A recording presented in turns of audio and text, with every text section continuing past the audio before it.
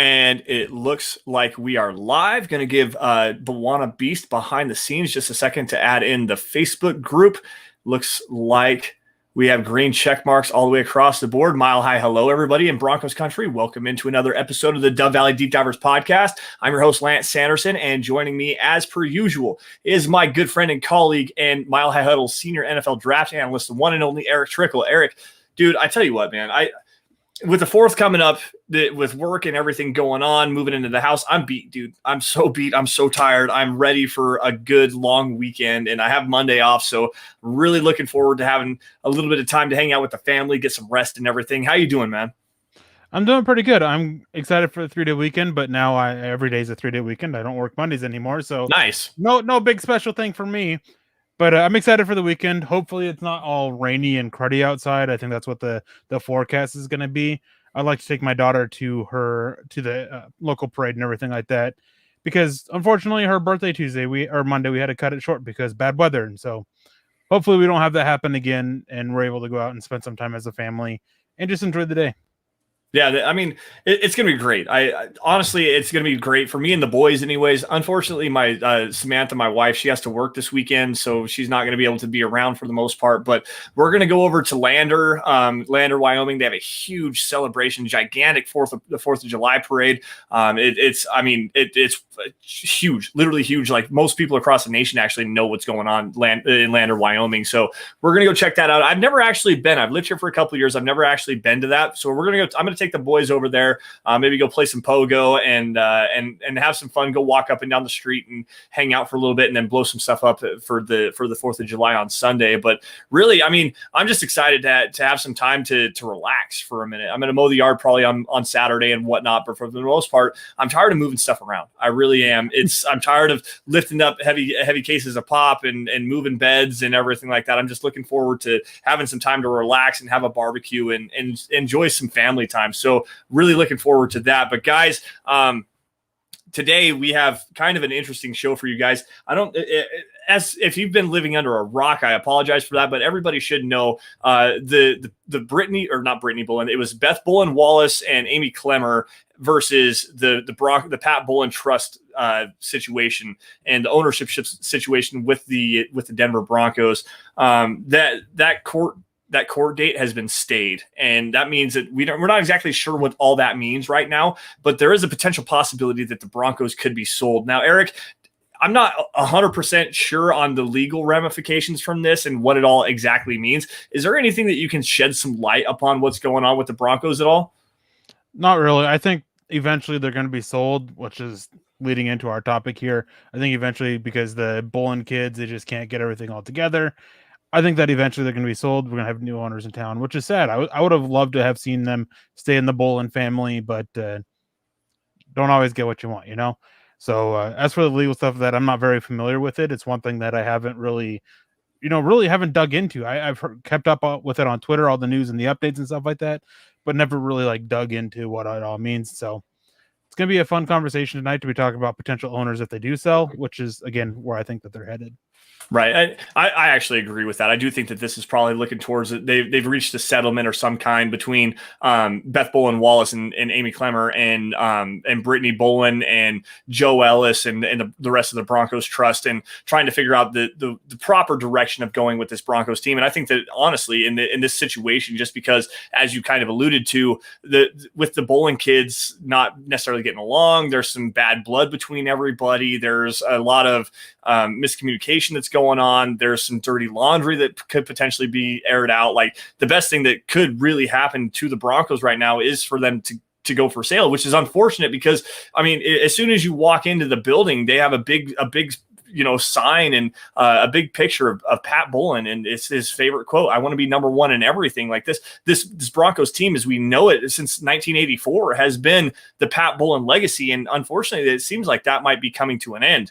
And there's a lot of information out there, guys. I don't want to get into everything on that. I mean, I will say that it's been a battle for a long time now. This is 2, 3, 4 years in the making now. Pat Bowlen passed away in 2019, so it really kind of heated up a couple of years ago. But still, I mean, this is an interesting time that the Broncos are going to be coming into. And quite honestly, there's a couple of really prime candidates here that we can talk about as far as if the Broncos do go for sale, that could actually come in and buy the team and turn the direction of the team around. Now, the first one is obviously Jeff Bezos, and he's the Amazon guy, the founder and CEO of Amazon. He's got more money than anybody knows what to do with. Now, Eric, I know that you have some words about Jeff Bezos. I'm not going to go into any detail on that. I'll let you do that. But what are your thoughts on Jeff Bezos? I mean, keeping it strictly to football and everything like that, I don't know. He just doesn't. This is going to sound kind of weird or whatever. I'm not sure what the right word is. He doesn't fit my image of what I want for an owner of the Broncos. Right. There's been things going around that he was interested in buying either the Seahawks or the Washington football team. But I mean, it's a hard pass for me on him for the Broncos. If he ends up being the Broncos buyer, I'll be very disappointed. Obviously, I'm not going to stop being a fan, and he'll get a chance to see for me to see what he will do with the team and everything. But yeah, I'm not super interested in him dealing with stuff from Amazon and a bunch of other things. Like I'd rather not. I don't know enough about Jeff Bezos to really speak on the matter, but I know that they hire pretty much anybody to come and work for them. They pay a very competitive wage. There's some things to like about Jeff Bezos, but there's also some other things to like just politically about him. And I'm not going to get into that. That's not my place. It's not my, that's not my thing to tell you how to think or anything like that. But there are some questions about Jeff Bezos, and would he actually be a guy that would really focus on the Broncos as I want this team to win. I want them to be the best and to compete for championships and continue on that Pat Bowlen legacy of we're going to be number one in everything. I don't necessarily think that he's going to be that guy. I really don't. And I think he's looking for another business opportunity. And quite honestly, it's almost like with Dick Monfort and the Colorado Rockies, where Dick Monfort makes his money in meat processing and cattle ranching and the agricultural industry. The Colorado Rockies, while he does make money off of that, they're a tax write-off to him. He doesn't necessarily invest the way that he should. And we all know the Nolan Arenado situation, which played a hand in what happened yesterday. With Jeff Bezos, I think that might be the same kind of direction that this team would go. Eric, what do you think about that? I mean, I think you hit the nail on the head with it. One of the reasons why I don't like Jeff Bezos for the team is I don't think he'll put the team first. I think it'll be very much like the owner of the Rockies, just a tax write-off. Maybe he'll put some money into it, try and be competitive, but I don't think it'll be the focus of them. And that's one thing when Pat Bowlen ended up with the Broncos, it became a focus to win. And that's what I want, I want an owner who's going to put the focus, bring in the culture that if you're not winning, if you're not first, you're last, from Talladega Nights, like that's kind of how it is. That's kind of the mindset that I want with my sports team. And just go from there. And Moron said, who reported Bezos is interested or just speculating? Bezos has been linked to buying the Broncos since Pat Bowlen stepped away back in 2017 or 2018. And it's just been consistently linked to him, been reported. Mike Kliss reported it a while back. I mean, Troy Rank, all these guys, all the big time reporters, they've all linked Jeff Bezos to the Broncos. He's been around for a while. He had some interest in the Jaguars there. I mean, and the Panthers as well. So he's just been constantly linked.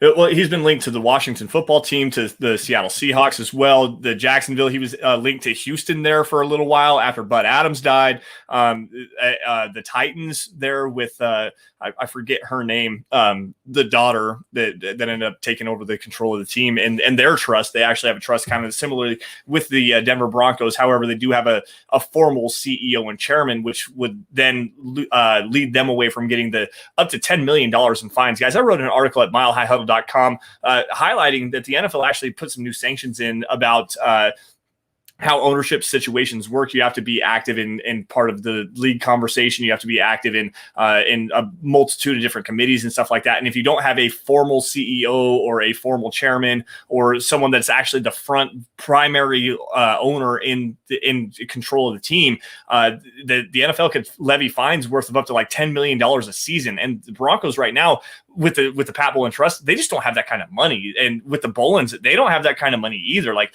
you're gonna have to find an owner here soon. So this conversation is very real. Like, it's not just we're speculating on anybody that could be potentially interested. Like this has to happen very soon. So these guys, the guys that we've got here, we got 3 of them today. Jeff Bezos was just one of them. And with him being linked to multiple different teams at multiple different times, it obviously brings some light to the situation just a little bit here. But at the same time, like, this is a conversation that we definitely need to have. Elon Musk is another one that I've seen some interesting stuff as well, but I don't think so. But it's the same thing as Jeff Bezos, and Charlie Beagle actually kind of hit it. Guys like Bezos and Musk don't seem like they'd be interested in something as mundane as sports, except as some kind of business. And that's exactly right. That's the feeling I get with them.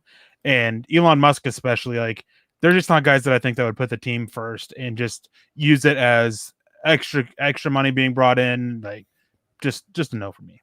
Right. I'm kind of with you on that one. Elon Musk has his eyes on outer space, and let him go play with his toys and stuff like that. And don't get me wrong, I love Elon Musk and what he's doing, but at the same time, just let him go do his thing and stay away from the Denver Broncos. Let's go win some football games. But before we move on to the next topic of conversation, guys, I want to say hello to everybody that's in the chat. Charlie Beagle just jumping in here for a second. We've got Greg Smith jumping in here saying hello to Michael Ronquillo, who has been in here for multiple days in a row. Gary Leeds Palmer over on Facebook as well. Yo, Broncos Country and DVDD Priest. We appreciate you, Gary, for joining us tonight as well.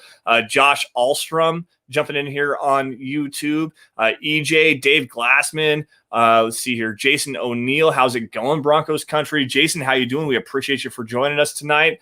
Mo, obviously, as we just talked about him for a minute. Michael as well. Robert Caslow.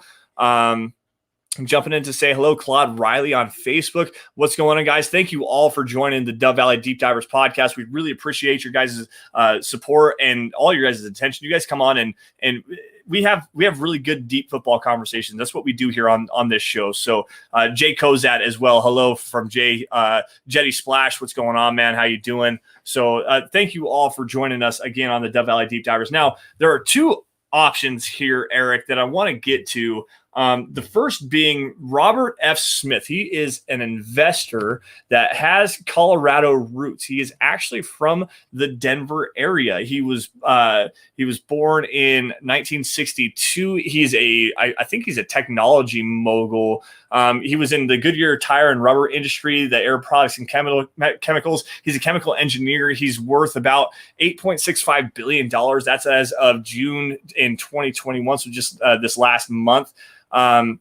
He is the founder of Vista Equity Partners. They're a private equity and venture capital firm of which, let's see here. According to Black Enterprise Magazine, Smith is credited with consistently generating a 30% rate of return for his investors from the company's inception to 2020. He is actually one of the richest minorities in the entire United States. This is a very intriguing option. Eric, what do you think of Robert F. Smith? I like him. He's a local guy. And one of the other big things for me is that I want an owner who's not going to sit there and be a risk to move the team. And being a local guy, I don't think he would. Now, I saw somebody mention Peyton Manning, and now this is where I think Peyton Manning could come in. I don't think Robert F. Smith could go out and outright buy the team by himself. He would definitely have to have a group as part of it. And I think Peyton Manning, that's where he can come in. Buy a small part of it, have a role within the team, and that's his way in. But I really like Robert F. Smith. Reading up on him, I started reading up on him about a year ago, I think is when it was. I really liked what I came with. Whatever he does, he always goes 110% into, and that's what I want for an owner, a guy who's going to come in and go put everything into it, and that's just what he's done with every single thing. And I did see somebody mention about why would the trust sell, and I just want to throw this out there real quick, is like they may not have a choice. The NFL has multiple times said that they will step in, and I think they're getting close to that point of, we're going to step in and force the sale of the team. Yeah, they actually don't have a choice. This was actually all planned out by Pat Bowlen. There was a certain point in time. It's not necessarily that he set a certain date by any stretch of the imagination, but there was supposed to be an appointed owner through the Pat Bowlen Trust. And quite honestly, the one that they really wanted to be the new step-in owner was Brittany Bowlen, Pat Bowlen's daughter. She's about my age. I'm 30. She might be 32, 33, something like that. She'd be one of the youngest owners in all of the NFL, if not the youngest owner in the NFL, and one of 2 primary owners that are female. So that would be a great option for them.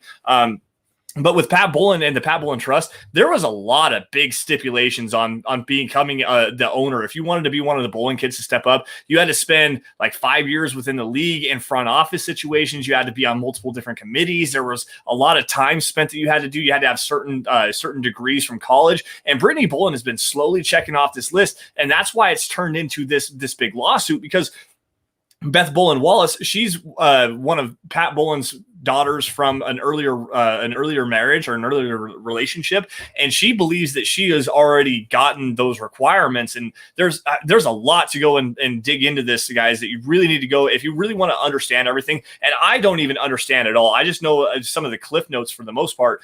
This litigation, this lawsuit that actually just got stayed the other day, is a big part of, well, we don't agree on which Bowlen child is going to be the one that actually takes over as the primary owner, because Pat Bowlen wanted the Broncos to stay in the family. He didn't actually want him to sell. Now the NFL is starting to step in, and they're starting to levy all these fines, $10 million a year, as I said earlier. And where is that money going to come from? There's just no possible way for them to do that. So it's not that necessarily the Pat Bowlen Trust doesn't have a choice, but I don't think that they really do. This is gonna happen. It's probably gonna happen relatively soon. I mean, we might hear an announcement on why this jury trial was stayed within the next couple of weeks. Like this could be a thing where the Broncos go for sale within the next month.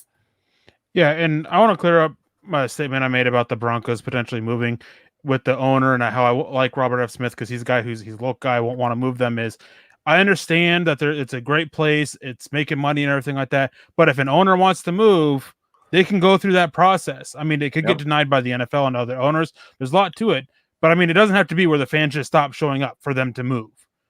And that's one reason why is I don't even want to have to go through that process. I don't even want to have to sit there and think that the owner may want to move the team. That's what I was getting at. I don't want that to be an option. So I want the local guy. That's what I was getting at with it. Right. And I don't know where Robert F. Smith is located as of now. I do know that he is from Denver, and from all accounts, he's actually a Broncos fan. He wants to be a part of the Broncos. So that might be the natural transition. We got a super chat coming in here for Dennis Woods. I read that the Broncos would sell for over $3 billion. If Smith's worth is $8.5 billion, would he invest 1/3 of his worth? So this actually brings up a very interesting point. And Dennis, I appreciate the comment here and the super chat. We appreciate your support. So any team or any person that wants to buy an NFL team has to actually have 1/3 of the money in cash allowance, essentially, to put into escrow. So at $8.5 billion, if the sale is $3 billion, that's almost 50% of what Robert F. Smith is worth. So that's a very interesting conversation. Now, I don't necessarily know if that would be, so essentially that would be $1 billion. If its sale is $1 billion, so $1 billion, that would be, so 1/8. I'm sorry for saying 1/3, but so 1/8 of his worth, is that something that he would be interested in doing, and then remaining the standard upkeep of the stadium? He's obviously going to be bringing money in. This is the NFL, so he's going to be part of TV deals and stadium revenue, ticket revenue, and everything like that. So essentially and eventually it's going to repay itself back. It might take 25, 30 years to do it, but I don't know. I really don't. Eric, what do you think about that? Would investing $1 billion up front to buy the Broncos, if you're Robert F. Smith, be worth it to you? I think so. I think you're gonna make your money back before long, and it's a good investment. I mean, sports teams consistently are. It's one thing that I know that there's a concern that's going to go away, concussions and multiple other things, but I don't think that football is going away anytime soon. No. If anything, it's just going to continue to grow and get more and bring in more money. Yeah, I mean, if I had that kind of money, I'd try to do it in a heartbeat, try to buy the team. Well, and I mean, he could live on $5 billion, as Kenneth Patterson astutely points out. I mean, he's still got $5 billion. If he wants to buy the team outright, he can buy it outright. That's definitely, but that's not smart business investing. You don't buy something. I mean, cash is king, but you hold on to your money as long as you can in case something drastic happens. So I'm also not a financial advisor. Stay away from that conversation, please. Guys, stop with the Donald Trump stuff. Not trying to be political here or anything like that. Like, I know it's brought up as sarcasm and being sarcastic and everything, but like, come on, it's not going to happen. So come on, let's just move past that. Yeah, that one is not a great one. Now we do actually have another one here, and I want to get to this guy because I don't remember what stake he had that he pulled out of. It's another sports franchise. This is another local guy with Colorado roots. His name is Phillip Anschutz. He's an American billionaire businessman who owns and controls companies in a variety of industries, including energy, railroads, real estate, sports, newspapers, movies, theaters, arenas, and in music as well. He bought out his father's oil drilling company, Circle A Drilling, and made a big, large returns in Wyoming. I'm reading this from his Wikipedia page, so let me get some credit here really fast. He's invested in stocks, real estates, railroads, but he also has expanded his investments to sports. And he was one of the co-founders of Major League Soccer, and he's one of the co-founders of multiple different soccer teams, including the Los Angeles Galaxy, the Colorado Rapids, the San Jose Earthquakes, and the New York Metro Stars. He's the principal owner of the Los Angeles Kings of the National Hockey League and a minority owner of the Los Angeles Lakers of the National Basketball Association. So he's got plenty of money. He's worth $10.4 billion. And I think he just pulled his money out of, it was the Lakers or the Kings that he just pulled his ownership stake out of. So this is a guy that with Colorado roots that has plenty of money to be able to do something like this. And he's already tied to sports. This guy might be a guy that really would be worth looking into. And if I remember correctly, he was one of the people that was looking at putting a group together to try and buy the Carolina Panthers. Yep. And he couldn't find people that he wanted to go in on with. So, I mean, again, we mentioned Peyton Manning. There you go. If he wants to go in as part of a group ownership, this is another guy. Again, he's one that I don't think that we'd have to sit there and worry about any potential move, wanting to move, nothing like that. That's just out the window with him. Somebody mentioned in the chat that has part of the CU campus. That's something that actually Wannabeast actually told us beforehand. Yep. When Lance mentioned it before we went live, he mentioned that and everything. So, I mean, definitely another name that I like. And of those that are out there that have been mentioned and even unmentioned, Anschutz and Robert F. Smith, they're the two that I would appreciate the most to come in. Yeah. They've got the money. They've got the ability to put more finances into the team to try and do things to help better the team. Like, they're not risks at moving it. They check all the boxes that I'm looking for as a potential owner anyways. Right. And the big thing here is the money. And take a look at what the Kansas City Chiefs have done here over the last few months, last year or so, and giving out big money extensions to players like Travis Kelce, Patrick Mahomes, Chris Jones, Tyreek Hill. You know, they got those big front-loaded money extensions and stuff like that. What happens here is you have to have the money and the cash on hand to put that money into escrow to sign those contracts. So if you and also have to pay the signing bonuses up front. So the Lamar Hunt family, they have they're worth $15 billion. If they want to, throw a $60 million signing bonus at Tyreek Hill or at Patrick Mahomes, excuse me, they have the ability to do that and not really blink an eye at it. These guys, Robert F. Smith and Phillip Anschutz, they have that kind of money where you can come in and you can really throw a big signing bonus, get that money out of their pocket essentially, and just throw it at a player. And they don't have to pull that money out of the escrow account for the Broncos team itself. So you have to have an owner that's willing to and wants to be a part of the team itself. So having some local guys, some guys with ties to the Denver Broncos, ties to the local community, that's a big thing here. Like this Justin Simmons deal that just got signed. He had $35 million guaranteed or something like that. So $35 million in guaranteed money has to go into escrow. If you have a guy like Robert F. Smith, that's pocket change to him. Like, quite honestly, you're talking about a guy that has $8.5 billion worth of net worth right now. Like, $35 million bucks. That's, I'll find that in my couch, sir. So that's a big thing you have to pay attention here as well. And Phillip Anschutz has even more money to be able to do something like that. So that's a big thing here. I want to grab this super sticker though. John, are you ready on that? We've got Broncos 17-0 jumping in here with a $20 super sticker. My goodness, thank you for that, and thank you for the donation. We appreciate you, man.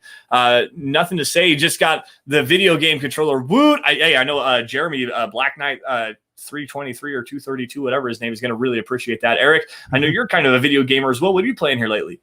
Mass Effect. Mass Effect. Which what is it? Mass Effect 4 now? No, it's Mass Effect the Legendary Edition. Oh, okay. So you're way above now. Okay, gotcha. The last Mass Effect game that I played was Mass Effect 2, and I was actually playing with a buddy of mine when I was in college, and he managed to go around and find all of the mining areas on all of the on every single planet, and he completed the whole Mass Effect game 100% completion. Like it took him months and months and months to actually do it. I was getting down to about the final 3 main missions in Mass Effect 3, and I actually started it over because I missed something and couldn't do it again. And I can't 100% it then. So I actually restarted the game so I could 100% it. Oh, man. I can't imagine the time that goes into that. A game that each game is about 40, 60 hours each at least. Right. So something that I've never really been a huge gamer. I played Madden, obviously, typical football nerd and whatnot. I'm not necessarily a very good gamer either, but a game that I really like is Rainbow Six Siege. I love the concept of that. You've got multiple games, multiple guns and stuff that do different things. You've got operators that have different gizmos and gadgets and stuff like that. The whole world is destructible. You can create this massive labyrinth. It's just really fun. Muhammad, sorry guys for the video game talk there. We kind of nerd out just a little bit here. Muhammad jumping in here, the king of the super stickers. That's my boy right there. He's been on the show once, a couple times. He's been on the Huddle Up podcast as well. Coming in here with a mic drop super sticker. We appreciate you, Mo, for joining us tonight. Thank you for that. I think that pretty much wraps up our conversation for the ownership situation. There was a really good question. I got hit up on Twitter today earlier by Jacob Doan. He was one of the winners of some merchandise giveaway that we did a couple of months ago. And I'll just read you his text message to me. He says, "Hey Lance, I'm just DMing here because it's too long for a regular post. I can't make the pod live tonight because I'm overseas, but I've got a question for you guys if you have some time. Why do people hate on Pat Shurmur so much? The average fan saying that he sucks always rubs me the wrong way. I'm inclined to give the benefit of the doubt to someone that has done something for decades without clear evidence that he's not great at that thing. Like an example, Vic Fangio's clock management or Jack Del Rio's defensive coordination. Sure, Pat Shurmur isn't McVay or Reed, but I don't think that he sucks, and I think it's hard to be super critical when you have a bottom 32 quarterback running the show on the field. I'd make Albert Einstein look like the worst math teacher if I was in charge of executing his formulas and theories. Now, Eric, you have this stigma, this reputation, and Jacob, thank you for a great question here. I wanted to get into this a long time ago. But, Eric, you have this stigma of being a staunch Pat Shurmur defender or a homer or whatever kind of words you want to put to it. So why don't you answer his question? Why do people hate on Pat Shurmur so much? Shurmur is what he is. He's not going to learn. He's an old dog that's not going to learn new tricks. He really sticks to what he does and doesn't go outside of that. And if you want to complain about him, your complaint is how he used players last year, especially Noah Fant and KJ Hamler. Yeah, that's where you want to complain.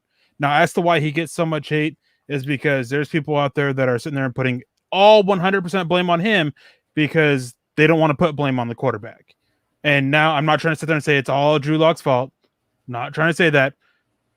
Just saying is that these are guys that are trying to sit there and be apologetic for everything that Drew Lock did that was bad and say that it's Pat Shurmur's fault.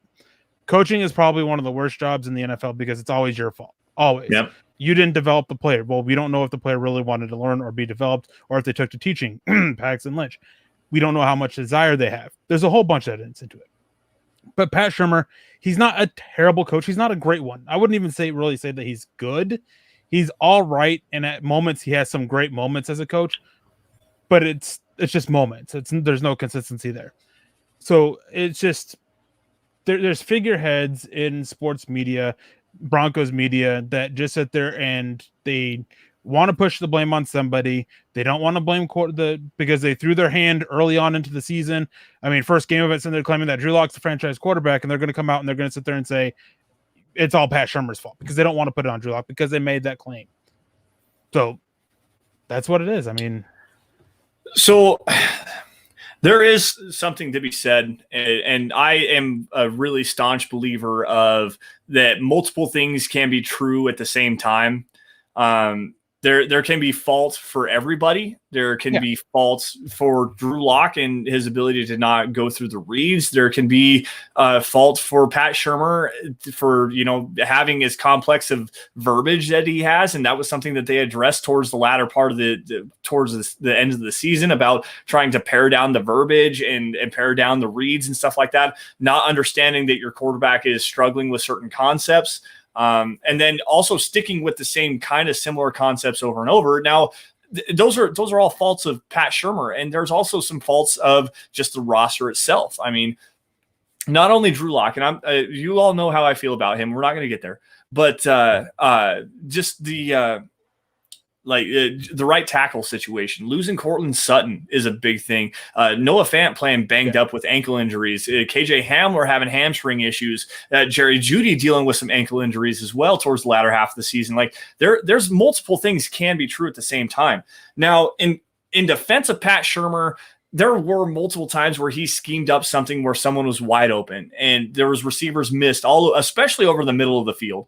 And we talked about this last week, especially with Drew Lock. He likes to look to the boundaries. He doesn't really work the middle of the field very much. He does like to push the ball deep down the field. And Pat Shurmur has those built-in deep shots on every single play.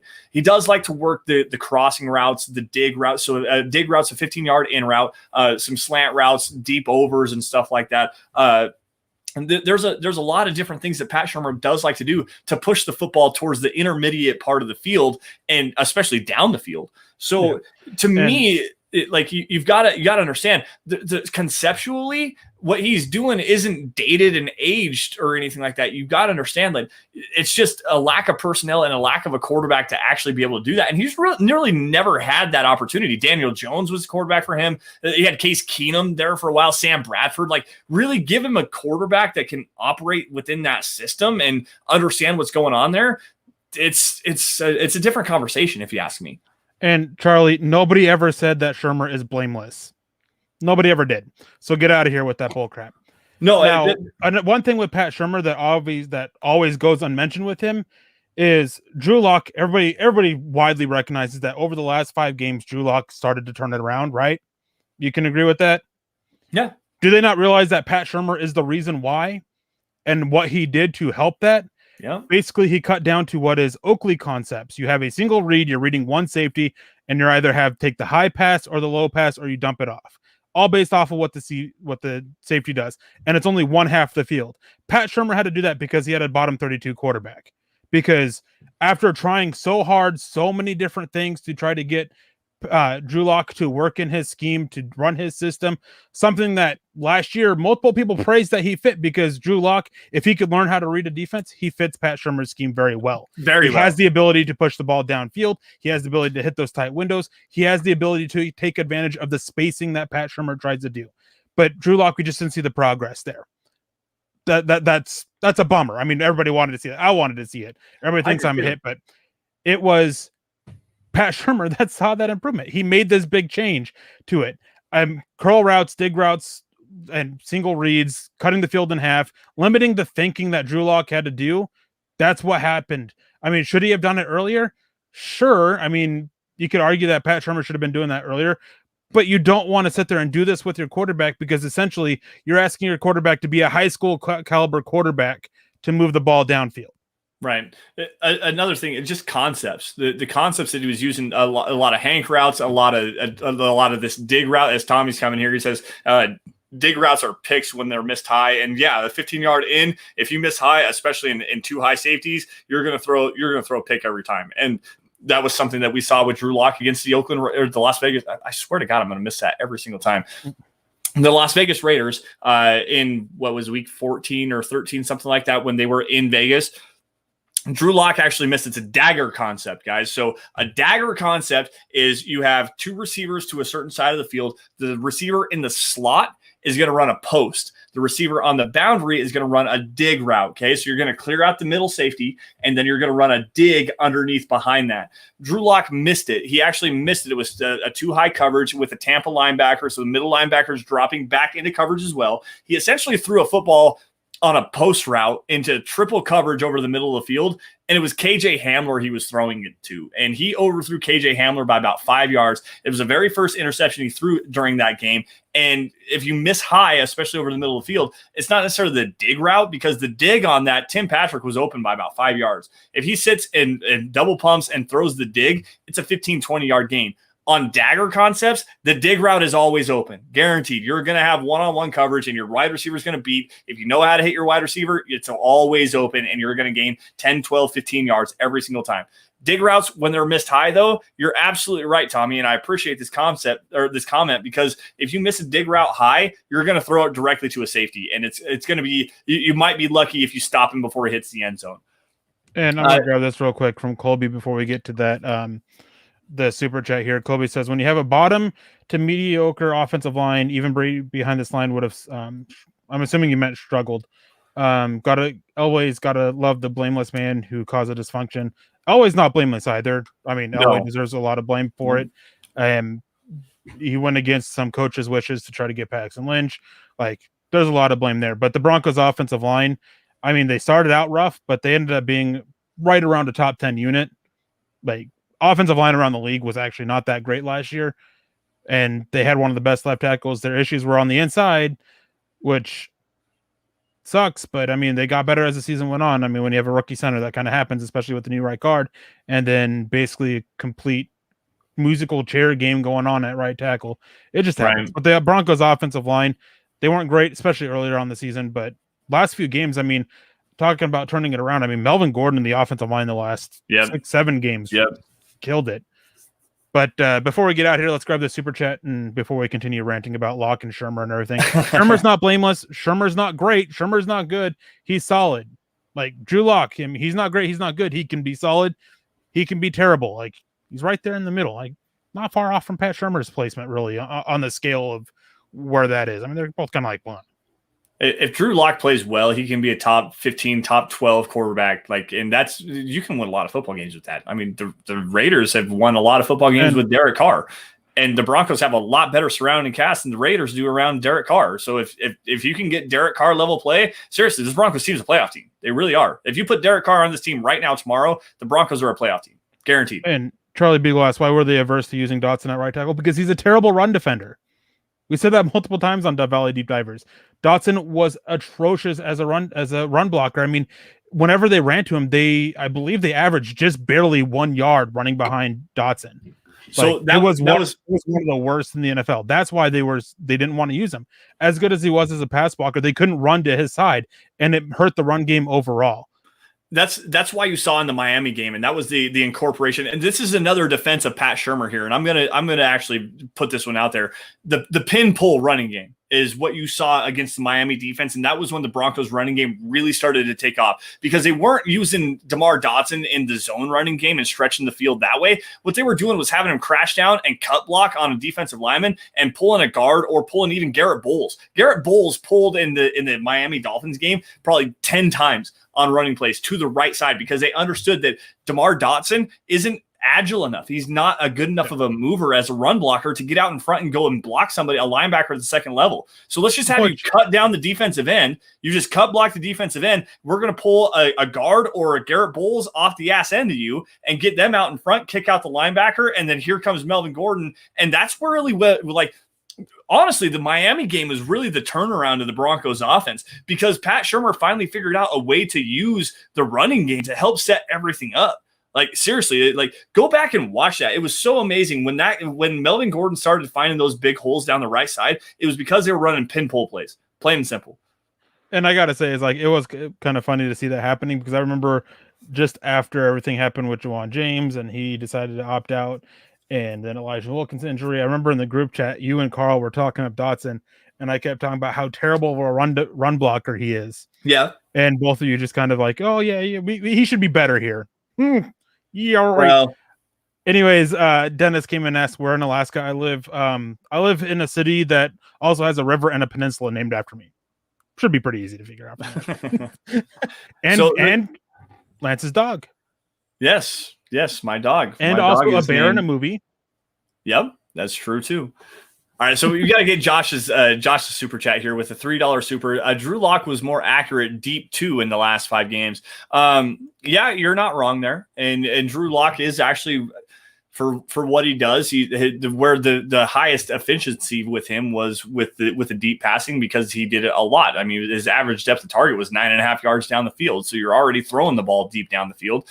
The problem is deep throws are very inefficient, like all the way around for an offense. And we talked about this last week as well. If you're hitting on 40% of your deep passes, you're doing a great job. And 40% for balls thrown 15, 20 plus yards down the field, if you're 40%, you're doing a really good job. If you're throwing, 5, 6, 7 yards and you're completing 70% of the time, that's way more efficient for your offense. You're always getting 5, 6, 7 yards every single time you throw that pass. So efficiency is where a big part of, and it comes back into the comment that was just showed up about Teddy Bridgewater as compared to Drew Lock. Well, the offense might be a lot more efficient with Teddy Bridgewater than it will be with Drew Lock, because Drew Lock likes to throw the ball down the field, and Teddy Bridgewater is just going to take what's given to him.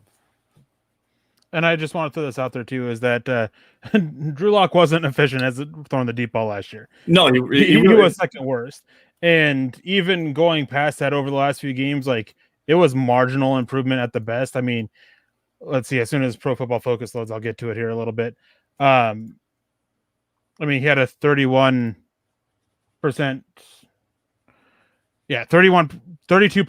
adjusted completion percentage on deep passes overall in the season, 41.7. So just marginal improvement at best over that.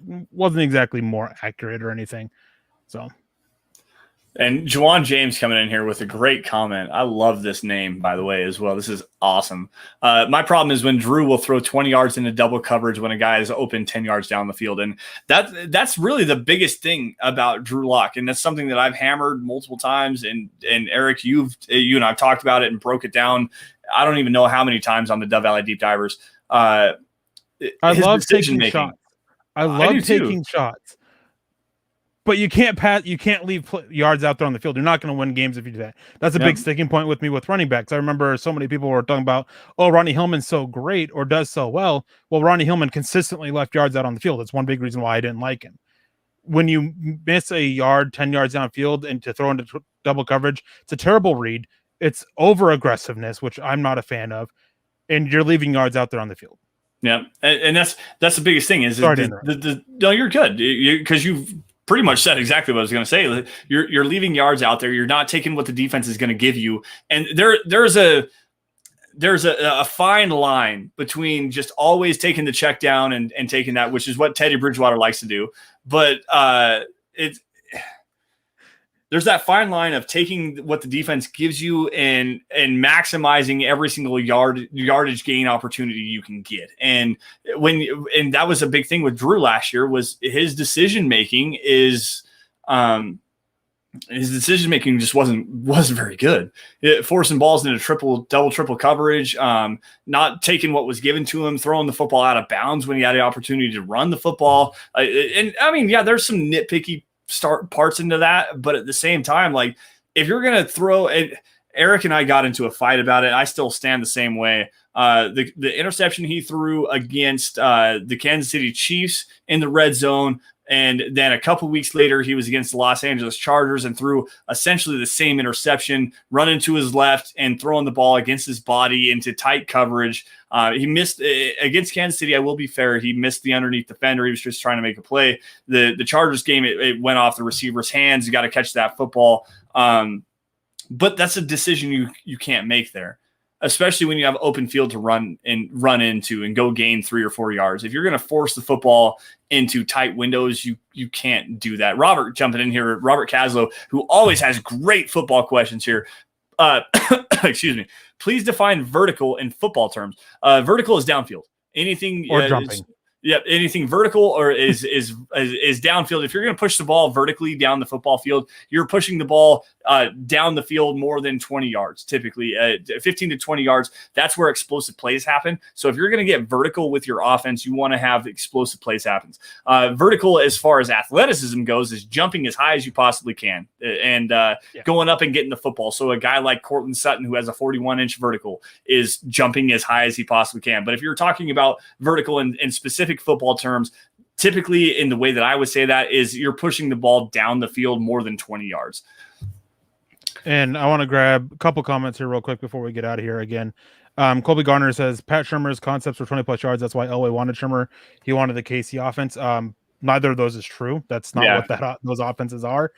I mean, almost every play Pat Shurmur has, there's one route that's over 15 yards, but that's just common practice in the NFL. You always have a deep shot pretty consistently, unless your quarterback just can't really do that. Like, you're always having a consistently 20-yard. You typically have one that's 15-yard plus. You have one or two that's at between 10 and 15, and then you have one that's under 10 with the dump off as well. Yeah. I mean, some variation there, but you always have at least one of each. His concepts weren't just 20-plus yards. I don't know where that false narrative came from. And simple look into what Pat Shurmur runs on offense is easily proves that as a false narrative. And then I want to grab this one from Juwan James. Said, no one noticed my Juwan James with the Heistron profile picture joke. I actually didn't even get the Juwan James joke until like I caught somebody in the chat say easy to talk from your home couch. Like, it just didn't click because I've just erased him from my memory. Yeah. Heistron, that's a Transformers joke, and I'm not really caught up on my Transformers. David, what's up, man? How you doing? Thanks for joining us tonight. Robert with another great question here, because this is one of those things that multiple things can be true as well. Do slot or boundary wide receivers do more vertical routes? Again, multiple things can be true here, depending on the player that you have in the slot. Slot routes, slot wide receivers, you typically think shorter, quicker, faster guys, twitchy guys that really, exploit the middle of the field. But something that's coming into the NFL, and it's really especially the college game, the slot fade. Slot fade, so essentially you're just fading to the outside towards the boundary, and then your boundary receiver is going to cut underneath, and that's how you kind of create the multitude of concept there. So I can't remember exactly what that concept's called, but that slot fade, you will see KJ Hamler, especially if you go back and watch the Penn State tape that he had when he was back in college. KJ Hamler ran a lot of vertical routes from the slot, and there's a point for each one of them to be able to do so. Now, typically what you will do is you will have that backside boundary receiver, that backside guy, like your X receiver, maybe even a Z receiver. They will run deep posts, deep over routes, and go routes, or even deep comeback routes. So vertical routes getting down the field, the deep over, the deep post, the deep go, you will see that more typically to boundary receivers, but slot guys do that a lot. And especially if you want to get creative with your offense, that's the best way to do so, is to have your slot receiver run those deep out routes, the deep boundary routes, and the deep fade routes. And great to see you, David Kilgore, in here. He asks, do you guys see us going after DeCastro or Sherman? No, I think David DeCastro is pretty much close to being done. His ankle seems pretty messed up. Man, Sherman, I'm not. The name's not ringing a bell. Are you talking Richard Sherman, David? Come back to us on the chat there. John shaking his head yes for Richard Sherman. No, at this point, I don't think he can fit the scheme. I mean, he's very much a cover 3 press corner, and that's just not what Vic Fangio does. Yeah. So I just don't see it, and I just don't see the need for him either. Slide and Glide Bros, what's up? What's going on, man? We appreciate you for joining in here. Nothing to say, just showing some love with the $2 super chat. We appreciate you guys. Let's see here. Savage Boy Kev jumping in on Twitch. I want to just talk about this really fast. Did you guys talk about the Broncos roster rankings on Pro Football Focus yet? We have not tonight. I want to give you a shout out on that. We might talk about that later tomorrow. Running out of time here tonight, or not tomorrow, later next week. I think that might be a good topic of conversation, because the Broncos, I think, came in with the 11th ranked roster per Pro Football Focus, and I think it was ESPN that kind of joined in with that as well. So, Savage Boy, Kev, we appreciate the comment, and unfortunately, we're not going to get that tonight, because this is pretty much going to do it for us tonight on the Dove Valley Deep Divers podcast. You guys can follow me on Twitter at Sanderson MHH, for Erick at Erick Trickel. Also for Buwana Beast, the man behind the scenes, John Cronenberg at John KMHH. Guys, while you are at it, make sure you guys are following at DVDD_pod. That's the podcast account. You're going to find out exactly what we're talking about every single night on the Dove Valley Deep Divers podcast.